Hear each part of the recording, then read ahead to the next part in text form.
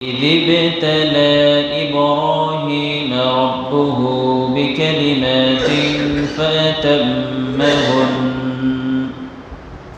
قال إني جاعلك للناس إماما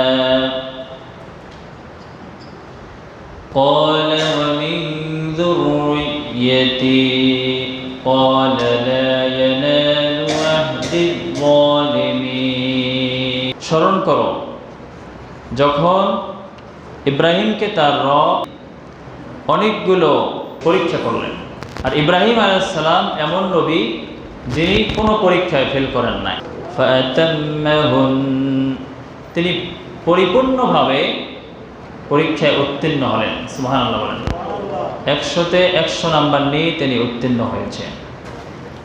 আল্লাহ সুবহানাহু ওয়া তাআলা জানিয়ে দিলেন قال إني جاعلك للناس إماما, আমি তোমাকে মানব জাতির জন্য, গোটা বিশ্ব মানবতার জন্য তোমাকে নেতা নির্বাচন করতে চাই। তাকে যতগুলো পরীক্ষা করা হয়েছে এগুলো আমরা অনেকেই জানি। যখন তিনি দাওয়াত পেশ করেছেন, নমরুদের বাহিনী তাকে আগুনে নিক্ষেপ করেছে। এভাবে করে শুরু করে অনেক পরীক্ষা তিনি দিয়েছেন, ইমানের পরীক্ষা দিয়েছেন। তার এরকম ইমান যদি আমরা আনতে পারি, আল্লাহ সুবহানাহু ওয়া তাআলার এখনও ক্ষমতা রয়েছে যে আগুনকে তিনি ঠান্ডা করতে পারেন।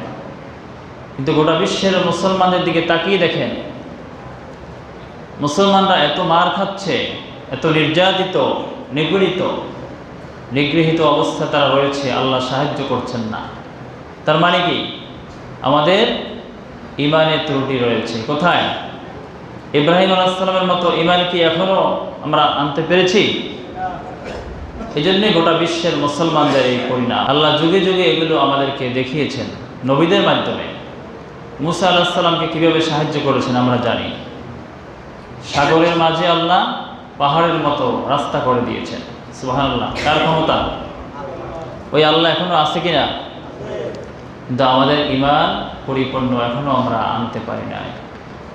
আল্লাহ সুবহানাহু ওয়া তাআলা ইরশাদ করছেন সূরাতুল বাকারা 125 নম্বর আয়াতে, ওয়া ইয জাআলনাল বাইতা মাসাবাতাল লিন-নাসি ওয়া আমনা, যখন আমি মানুষদের কাবাকে মিলনস্থান ও নিরাপত্তার কেন্দ্র হিসেবে আমি নির্বাচন করেছি। ইব্রাহিম আলাইহিস সালাম এবং তার সন্তান ইসমাঈল আলাইহিস সালাম তারা দোয়া করেছিলেন, وَإِذْ يَرْفَعُ إِبْرَاهِيمُ الْقَوَاعِدَ مِنَ الْبَيْتِ وَإِسْمَاعِيلُ, এই ঘরের ভিত্তি যখন তারা নির্মাণ করছিলেন, পিতা এবং পুত্র উভয় মিলে আল্লাহর নিকট দোয়া করছিলেন, رَبَّنَا تَقَبَّلْ مِنَّا إِنَّكَ أَنْتَ السَّمِيعُ الْعَلِيمُ, হে আমাদের রব, রব্বানা তাকাব্বাল মিন্না, আমাদের দোয়া আপনি কবুল করে নিন। নিশ্চয়ই আপনি সব কিছু শুনতে পারেন, শোনেন এবং সব কিছু জানেন। রব্বানা ওয়াজআলনা মুসলিমাইন লাকা, হে আমাদের রব, আপনি আমাদের উভয়কে মুসলিম হিসাবে আপনি কবুল করুন। তো ইব্রাহিম আলাইহিস সালাম এবং তার সন্তান তারা দোয়া করেছিলেন, এবং আমাদের বংশ থেকে একজন নবীকে আপনি পাঠিয়ে দিন। সুবহানাল্লাহ, আমাদের সর্বশেষ নবী মুহাম্মদুর রাসূলুল্লাহ সাল্লাল্লাহু আলাইহি সাল্লাম, তাকে যে আল্লাহ পাঠিয়েছেন এটি হচ্ছে ইব্রাহিম আলাইহিস সালামের দোয়ার ফসল। সুবহানাল্লাহ বলেন। তিনি অনেকগুলো দোয়া করলেন,